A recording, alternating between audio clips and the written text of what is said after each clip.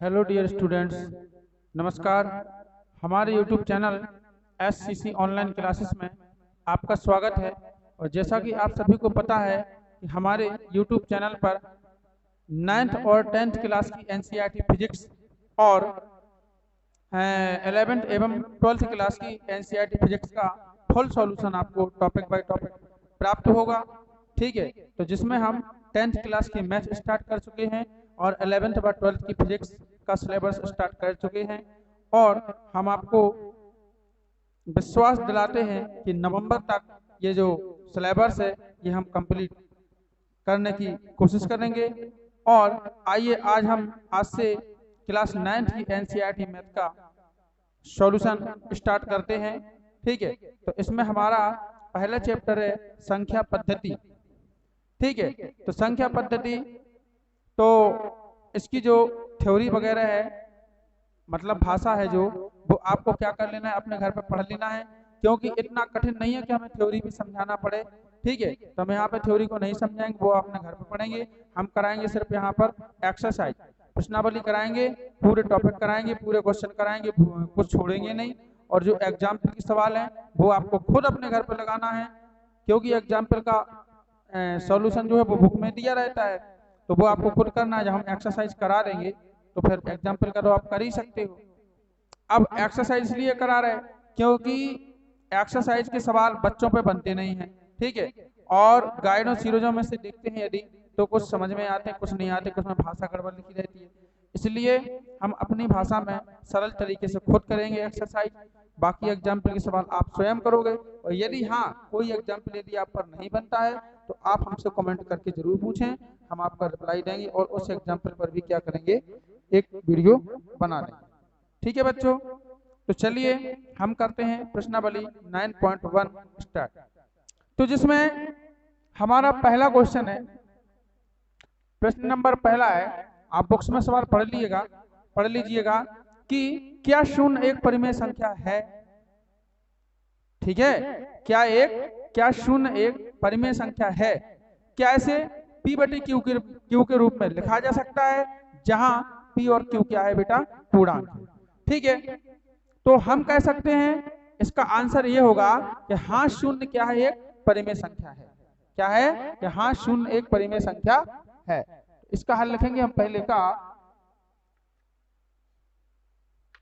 हाँ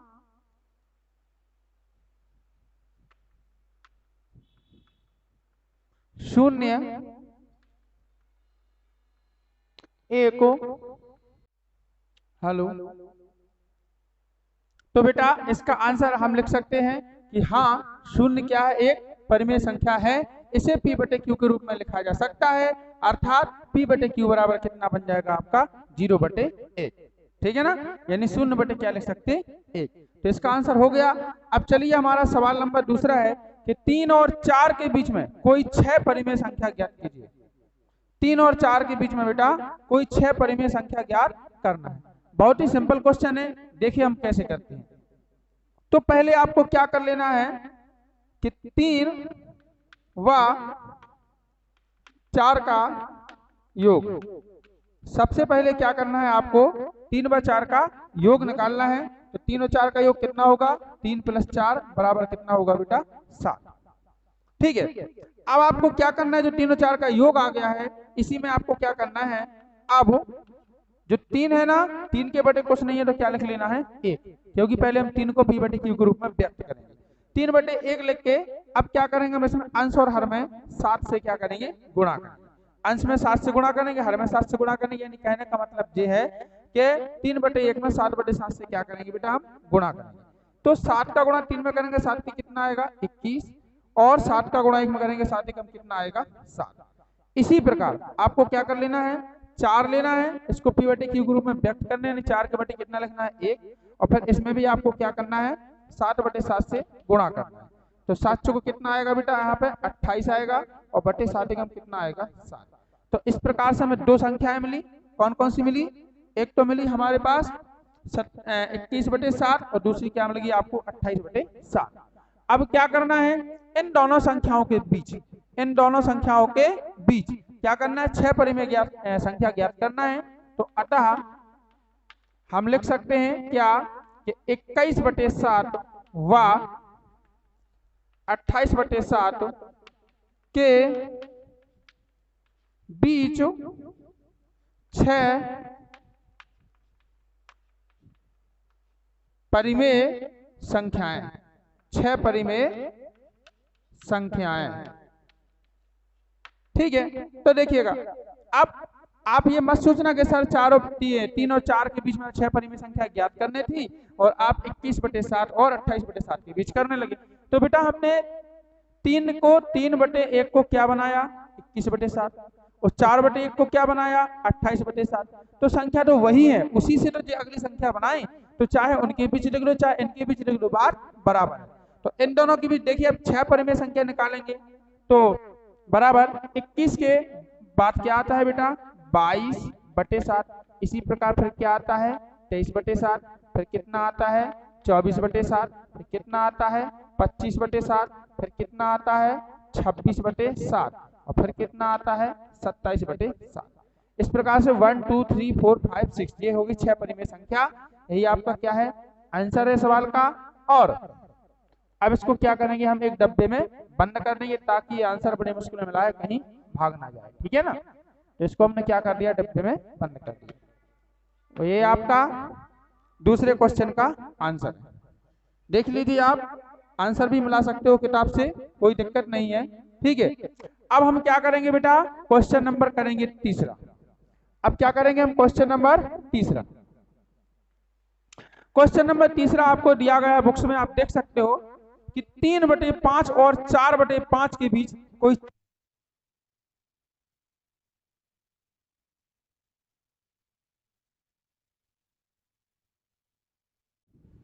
अब हमारा तीसरा क्वेश्चन है 3/5 और 4/5 के बीच कोई 5 परिमेय संख्या ज्ञात कीजिए।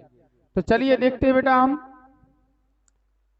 3/5 व 4/5 के बीच कितनी परिमेय संख्या ज्ञात करना है 5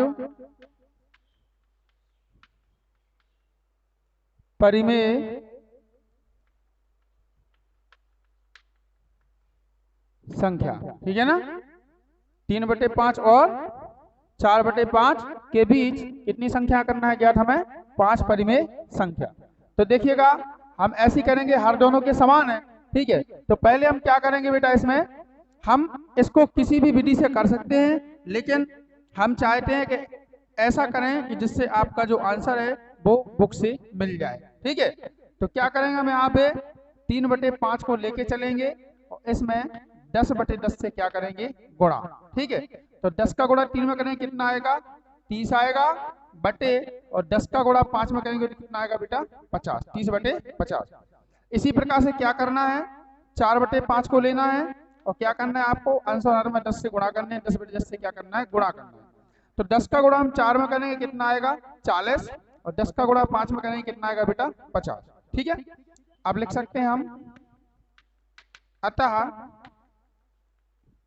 40/50 व 1 मिनट 30, पहले 30 आना ना यहाँ पे, तो क्या आएगा 30/50 व 40/50 के बीच कितनी परिमेय संख्या 5 परिमेय संख्या। और बराबर कितना आएगा बेटा 30 के बाद क्या आता है 31/50 कॉमा 32/50 फिर कॉमा 33/50 फिर कॉमा 34/50 और फिर कॉमा 35/50। ठीक है, इस प्रकार से ये हो गई हमारी कौन कौन सी संख्या 3/5 और 4/5 के बीच 5 परिमेय संख्या, ये निकाल आएंगे। ठीक है, तो ये हमारा इसका आंसर हो गया क्वेश्चन नंबर 4। अब करना है हमें क्वेश्चन नंबर 5। कौन सा करना है बेटा क्वेश्चन नंबर ये 3 हो गया, सॉरी चौथा। क्वेश्चन नंबर 14 करना है। क्वेश्चन नंबर 14 जो है, चौथे में निम्न वाक्यों में जो दिया गया है, मतलब जो सवाल दिए गए हैं उनमें आपको सत्य और असत्य बताना है कि कौन सा कथन सत्य है और कौन सा कथन असत्य है। कथनों में सत्य असत्य बताना और साथ में आपको कारण भी बताना है कि ये कथन है ये क्यों सत्य है और क्यों असत्य है। ठीक है। एनसीईआरटी आईटी पैटर्न पर जो एनसीईआरटी की बुक होती है बेटा, उसमें यही दिया जाता है। कोई भी यदि आप सत्य असत्य या विकल्प कुछ भी चुन रहे हैं तो उसका आपको रीजन बताना पड़ेगा कि ऐसा क्यों है। ठीक है, जबकि पहले ऐसा नहीं था, लेकिन अब एनसीईआरटी बुक में ऐसा ही होता है। तो चलिए हम देखते हैं। तो हम चौथे का 5वां देख रहे हैं, वो चौथे का पहला, सॉरी चौथे का पहला देख रहे हैं। चौथे के पहले में आपको दिया गया है कि क्या सभी प्राकृत संख्याएं पूर्ण संख्याएं होती हैं। क्या दिया गया है कि क्या सभी प्राकृत संख्याएं पूर्ण संख्याएं होती हैं। ठीक है, तो आपको पता होना चाहिए कि प्राकृत संख्या जो होती है वो कहां से, वो पूर्ण संख्या जो होती है वो कहां से स्टार्ट होती है, 0 1 2 3 4 डॉट डॉट। ठीक है, तो पूर्ण संख्या जो होती है वो 0 से स्टार्ट होती है बेटा। और प्राकृतिक संख्या है वो कहां से स्टार्ट होती है, 1 2 3 4 डॉट डॉट, यानी आगे भी ले सकते हैं। तो पूर्ण संख्या हमारी 0 से स्टार्ट होती है और प्राकृत संख्या हमेशा काय से स्टार्ट होती है, 1 से स्टार्ट होती है। तो अब बताइए कि क्या सभी प्राकृत संख्या पूर्ण संख्याएं हैं। तो देखिए जो प्राकृतिक संख्या हमने लिखी है ये प्राकृत संख्या हमारी पूर्ण संख्याओं में मिल रही है, तो हम कह सकते हैं कि हाँ सभी प्राकृत संख्याएं पूर्ण संख्याएं होती हैं। तो पहला कथन क्या हो जाता है, सत्य। पहला कथन आपका सत्य है, वो यही बोल रहा था कि सभी प्राकृत संख्याएं पूर्ण संख्याएं होती हैं। तो हाँ होती हैं, तो ये क्या है, सत्य। अब चलिए हम इसका दूसरा देखते हैं। तो आपको कारण में यही लिख देना है, ठीक है ना, लिख देना है हाँ सत्य है। क्योंकि पूर्ण संख्या 0 से स्टार्ट होती है, 0 से और प्रारंभ होती है, और प्राकृत संख्या 1 से प्रारंभ होती है। तो अतः सभी प्राकृत संख्याएं पूर्ण संख्याएं भी होती हैं। चलिए दूसरा है क्या सभी पूर्णांक, दूसरा आपको दिया गया है क्वेश्चन कि क्या सभी पूर्णांक, ठीक है ना, क्या सभी पूर्णांक पूर्ण संख्याएं होती हैं। तो इसका कथन देखिए, हमने आपको पता होगा कि जो पूर्णांक होता है तो पूर्णांक में धनात्मक संख्याएं भी होती हैं, ऋणात्मक संख्याएं भी होती हैं और 0 भी होता है। कहने का मतलब है कि पूर्णांक धनात्मक संख्या और ऋणात्मक संख्या दोनों का क्या होता है, समूह होता है। लेकिन जबकि हम पूर्ण संख्या की बात करें तो पूर्ण संख्या 0 से स्टार्ट है और कहां तक, अनंत तक जा सकती है। तो इसमें आप क्या देख रहे हो कि सभी धनात्मक संख्या है, जबकि पूर्णांक में क्या होता है, ऋणात्मक भी होती है और धनात्मक भी होती है।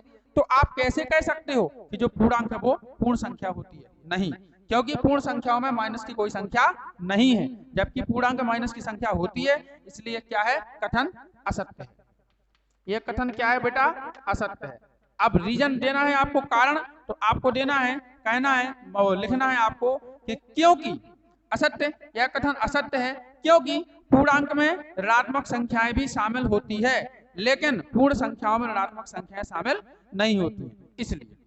चलिए अब हम देखते हैं तीसरा दिया गया है कि क्या सभी परिमेय संख्या, क्या सभी परिमेय संख्या, नहीं, सभी परिमेय संख्या पूर्ण संख्या होती है। क्या दिया गया है कि सभी परिमेय संख्या पूर्ण संख्या होती है। तो बेटा ये कथन भी क्या है, असत्य है। क्यों है, क्योंकि देखिएगा सभी परिमेय संख्या पूर्ण संख्या नहीं हो सकती है, क्योंकि मान लो कि हमने एक परिमेय संख्या 1/2 ली, एक परिमेय संख्या क्या ले ली हमने, 1/2। हम जब 2 से डिवाइड करेंगे एक को तो कितना आएगा, 0.5 आएगा। ओके, अब बताइए क्या 0 आपको इसमें पूर्ण संख्याओं में कहीं मिल रहा है, नहीं, क्योंकि पूर्ण संख्याओं में कभी दशमलव वाली संख्या नहीं होती है, उसमें तो केवल मतलब जो केवल क्या होते हैं उसे क्या बोलते हैं हम, पूर्ण संख्या होती है, मतलब पूरी संख्या होती है, इसमें दशमलव वाला या भिन्न वाला कोई काम नहीं होता है। ठीक है, अब जैसे मान लो कि एक संख्या और हमने क्या ले ली, 3/4 ले ली, तो आपको पता है कि इसमें हम भाग दें और कितना आएगा, 0.75। अब बताइए क्या 0.75 इसमें है, नहीं है, नहीं है ना। तो परिमेय संख्याएं पूर्ण संख्याएं कभी नहीं हो सकती हैं, ठीक है ना। तो इसलिए आपको यहाँ पे क्या लिख देना है, असत्य। आपको क्या लिख देना है, असत्य लिख देना है, ठीक है ना। और रीजन की बात करें तो रीजन आपको लिख देना है कि सभी क्या बोलते हैं, हाँ, सभी परिमेय संख्या पूर्ण संख्या नहीं होती है, क्योंकि पूर्ण संख्याओं में दशमलव वाली कोई संख्या नहीं होती है। ठीक है, उसमें केवल पूर्ण अंक ही होता है, इसलिए हम कह सकते हैं कि सभी परिमेय संख्याएं वो पूर्ण संख्याएं नहीं हो सकती। तो इस प्रकार से बेटा ये हमारा जो चौथा सवाल था वो भी क्या हुआ, कंप्लीट हो गया है। और हम उम्मीद करते हैं कि आपको ये एक्सरसाइज है जो 1.1 है वो आपको समझ में आ गई होगी।